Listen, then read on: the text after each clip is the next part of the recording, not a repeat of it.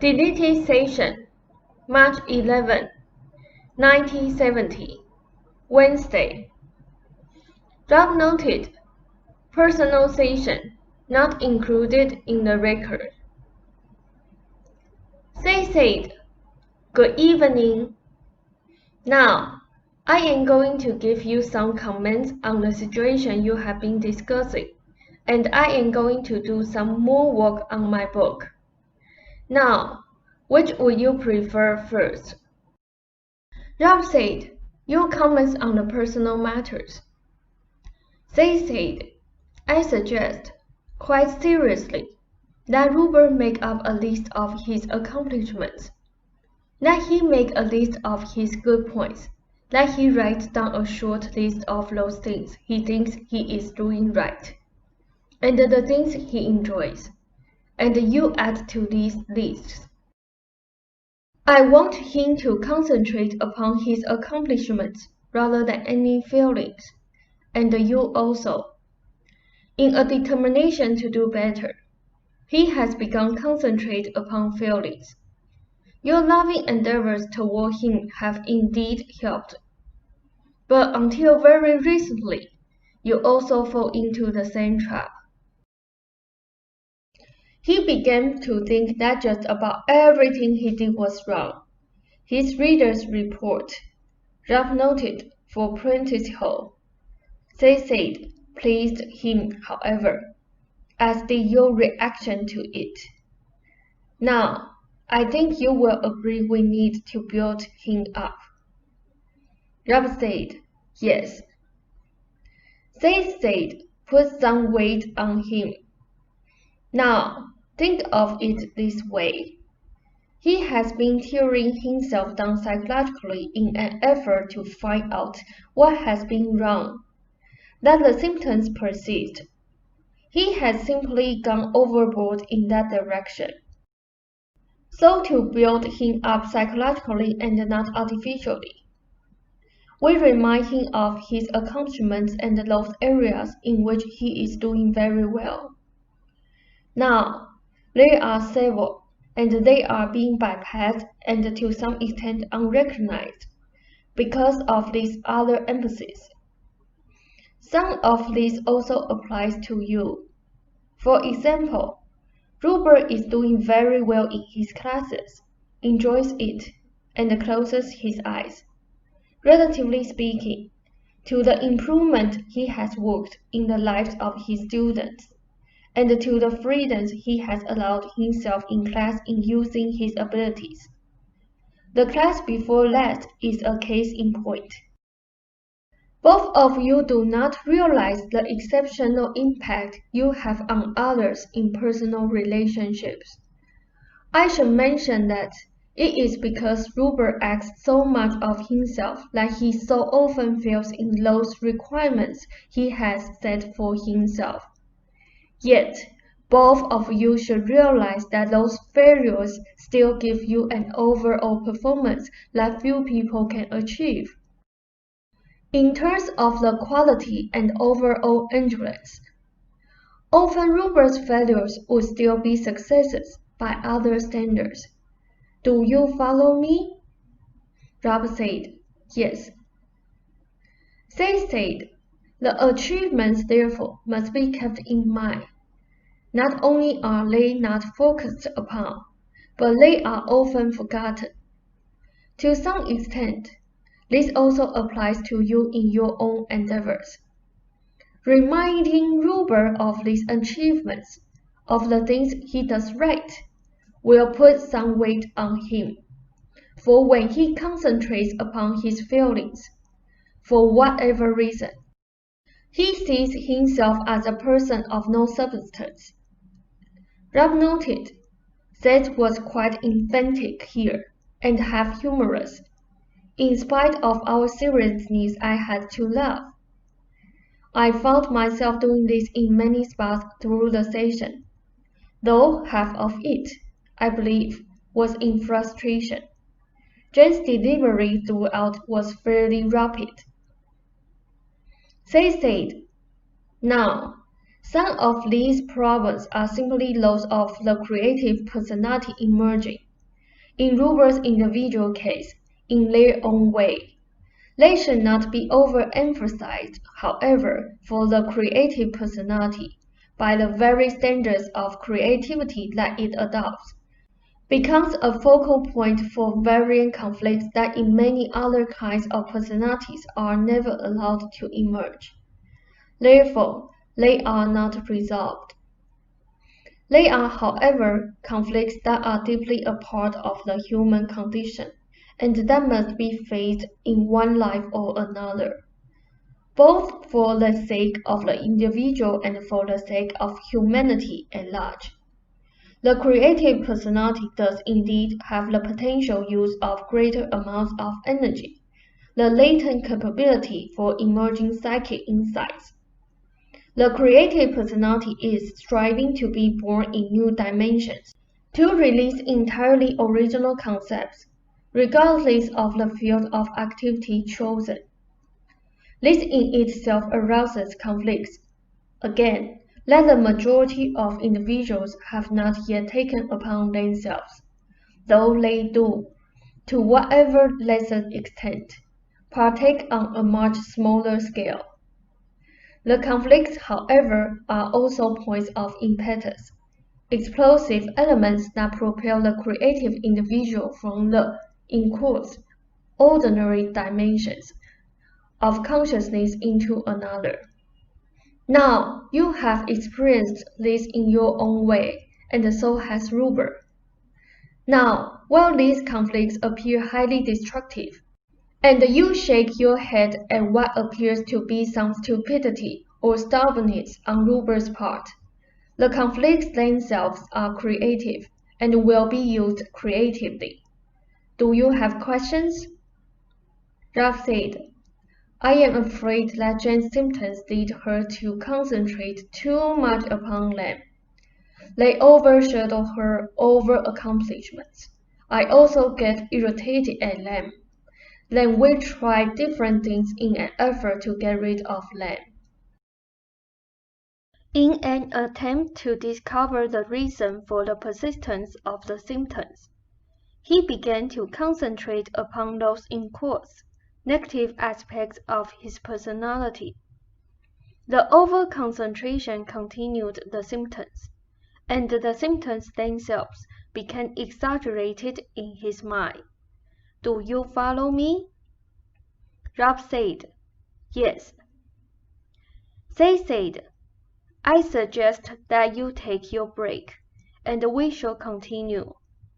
Some of the material tonight on the creative personality should help you understand other points that we have not discussed. The determination to attempt so much, the responsibility to use potential, helped make our sessions possible. It is two-edged, therefore. It helps bring about Ruber's greatest accomplishments, and yet, at the same time, overemphasized. It can become a source of failures. It is a matter of concentration. In the back of your minds, your main point of concentration has been what is wrong with Ruber. Now, I gave you this information a while ago, and I have said it in various ways at different times. You should concentrate upon creativity and health. Rob said, I know it. We know it.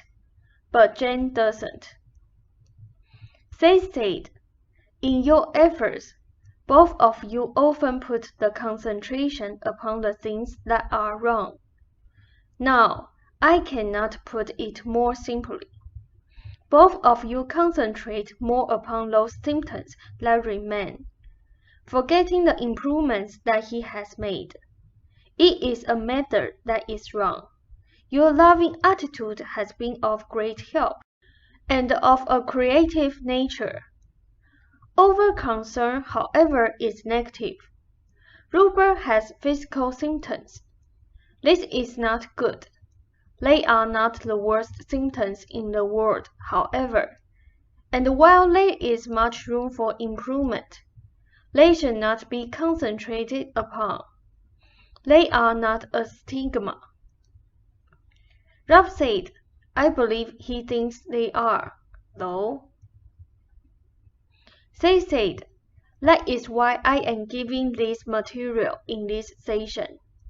Tell him he does not have to be spiritually, psychically, or creatively perfect in order to have good health. In the particular way I gave that statement, remind him, for he is equating perfect health with inner perfection, and no human being attains inner perfection.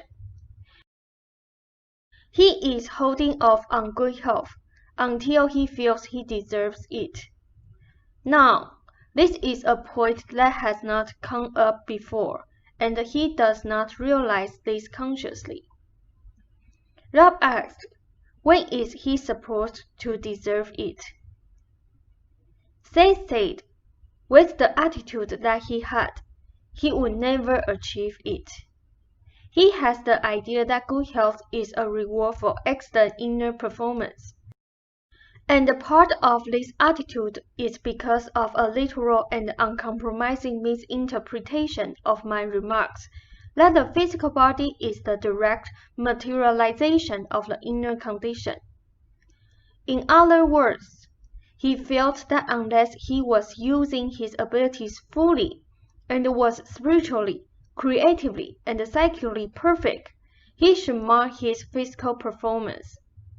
His idea of honesty and his literal interpretation led him to the idea, after the worst part of his difficulties were over, that he should keep some of the symptoms to show he was not a hypocrite to others.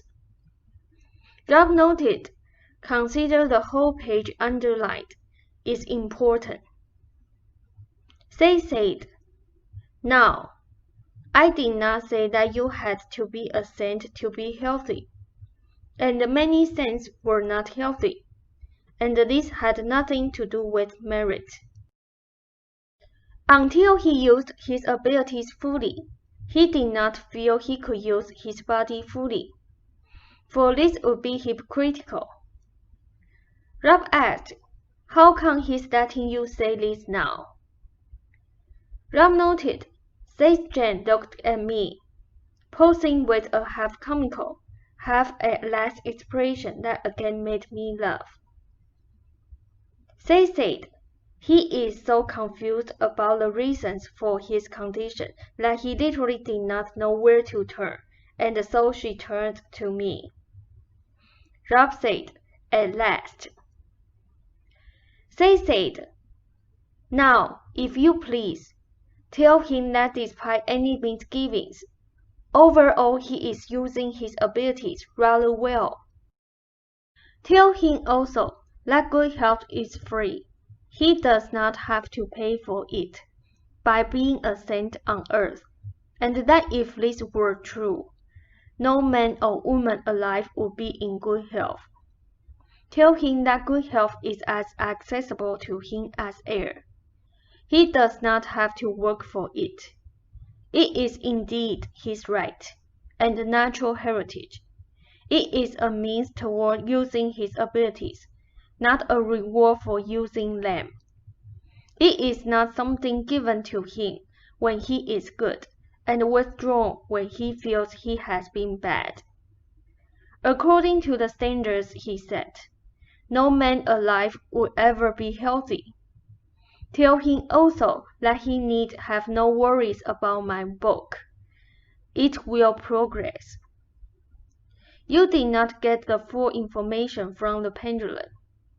It was not so much that Rupert was jealous of my book, as it was that he felt he should distrust anything that came so easily.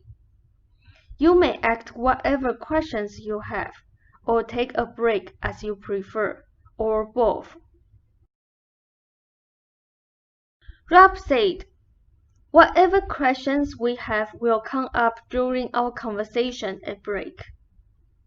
Seth said, I trust I have been of some assistance. Rob said, yes, very much so, a tremendous help. Seth said, now, I am not finished with you yet. Both of you set up problems of yourselves to be faced in this existence, challenges to be made. You do not realize that you could have solved the problems and met the challenges adequately, but without the satisfaction of strong creative endeavor. You are managing the problems, though it may appear to you that you are not, in such a way that enduring creativity results. This is all to the good. In any creativity, there must be a magnification. Underline the statement. An intense focus, even an exaggeration of normal tendencies. Without this, there is no creativity. You draw the most out of yourself, or out of an event. The same event could be quite flat by contrast to others. Certain personality characteristics are exaggerated quite purposefully by the creative personality to act as a lens to intensify experience. Rob noted, this is highly evocative material. Seth said, this in itself puts a strain on the personality that is not felt by other kinds of personalities, though they also have their own kind of behavior. The desire for perfection is meant to lead you onward and to make you discontent enough so that you will attempt new creations. There must be a gap between the desire for perfection and the physical result. Now and then, the desire for perfection gets out of hand. Now, in your good intentions, you told Ruber lately that he was using only a tenth of his abilities, meaning that most people only used a portion of their abilities. Rob noted, I also explained this meaning to Jen at the time. Seth said, he took this as an accusation, however, and further concentrated upon his legs. Neither of you should expect perfect performance in your work, and I say this to you as well as to Ruber. To some extent, there has been a weaving in and out, so that at times Ruber's symptoms were personal, and at times they were symbols for both of your attitudes. His symptoms would become then at times symbols of your joint lack of perfection, mainly in your works.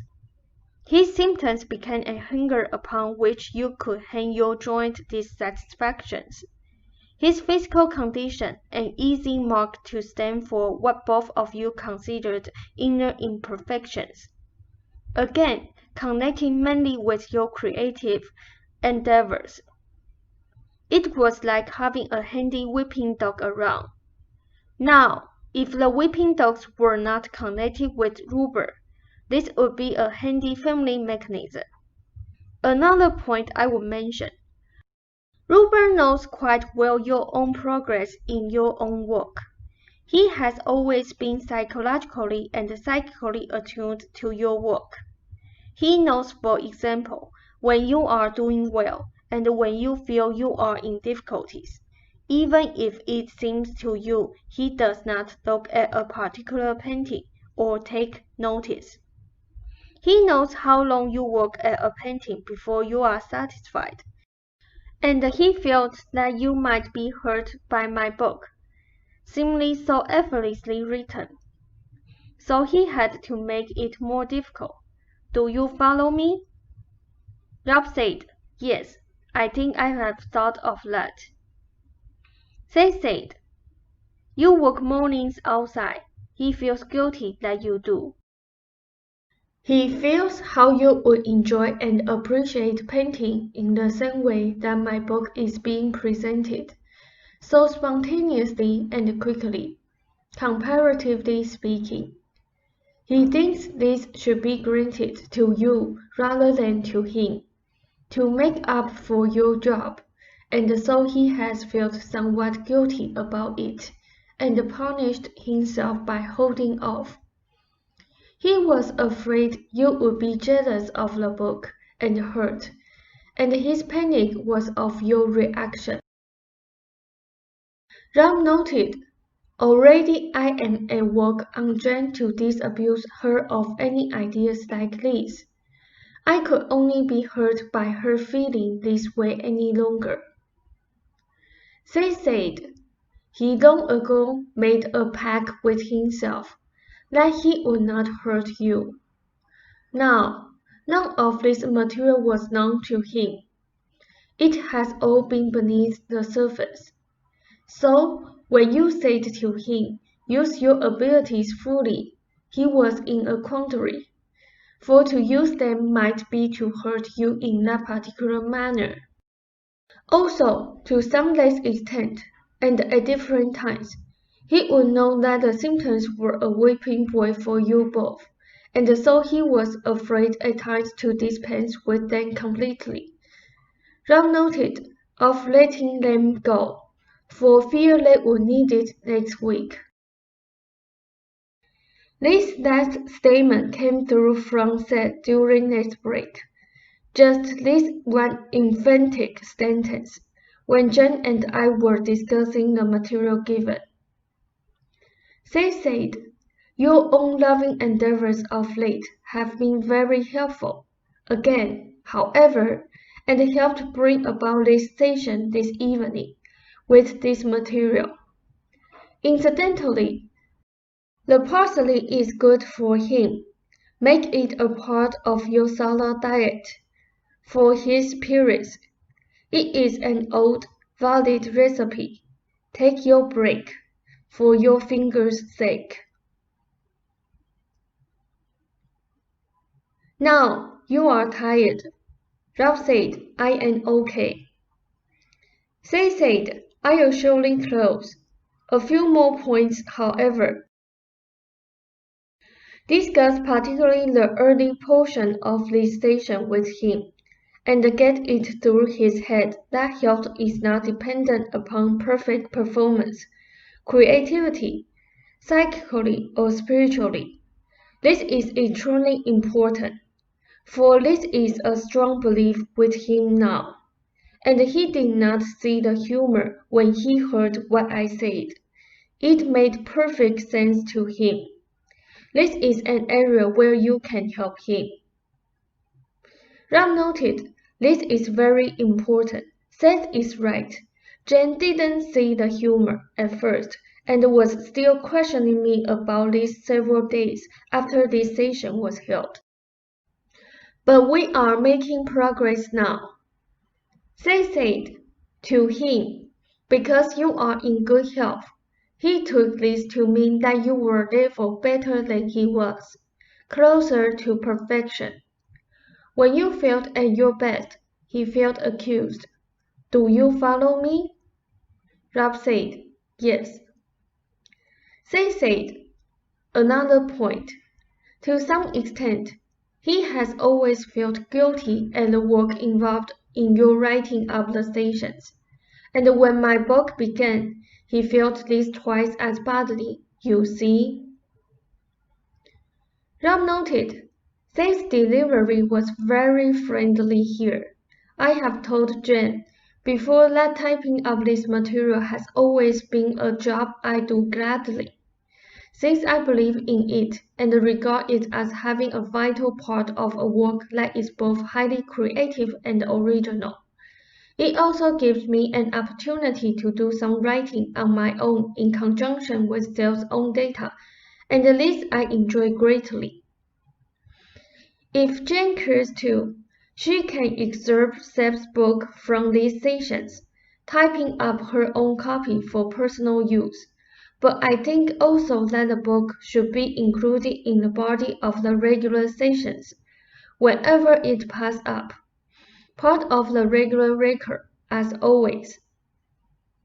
Seth said, now I can laugh with you, but he will not when he reads this.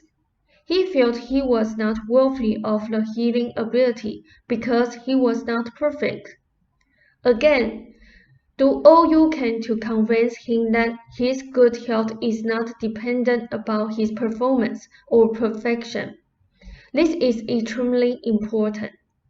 I intended to do some on the book, just to set him at ease this evening.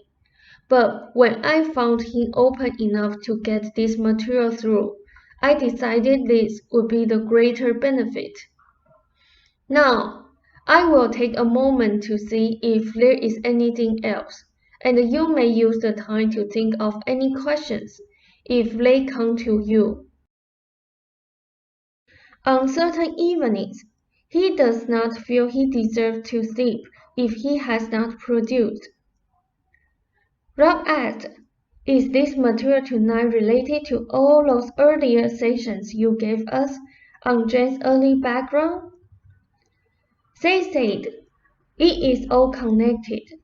The trouble is that when the early environmental conditions, which helped set up the episode, ceased operating strongly, the pattern of behavior was set and used then for other psychological purposes as noted."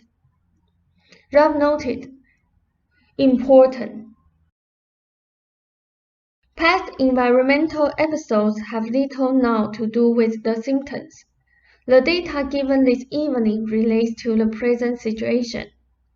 Now, the cat lover's attitude has a healthy effect on Ruber, regardless of its basic legitimate nature. Do you follow me?" Rob said, "Yes."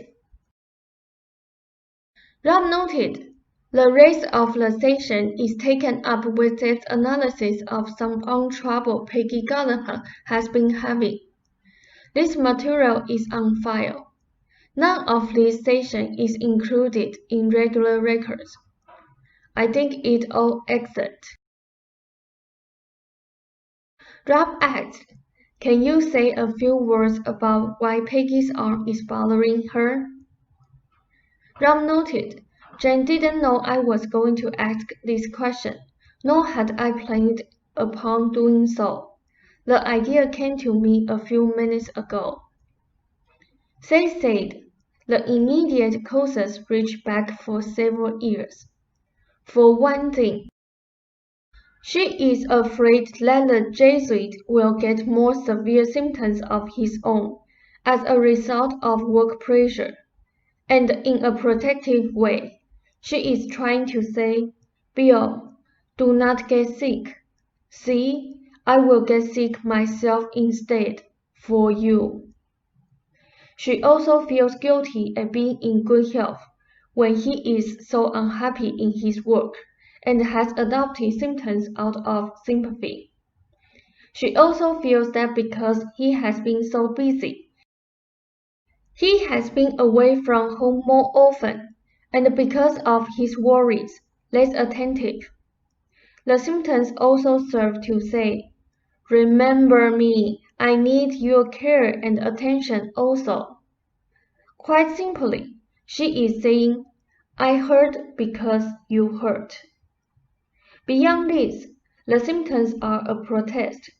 She thinks that he could get out of some obligations connected with work, if he really exerted himself to do so, and was not afraid of doing so.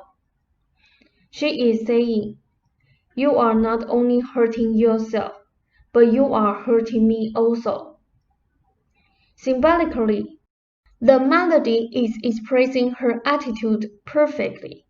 She is strongly dependent upon the Jesuit, even while she appears, and is in many ways solitary and aggressive, and she is afraid that their intimate life might suffer if the acceleration of his work experience is continued, and if his attitude toward it does not change.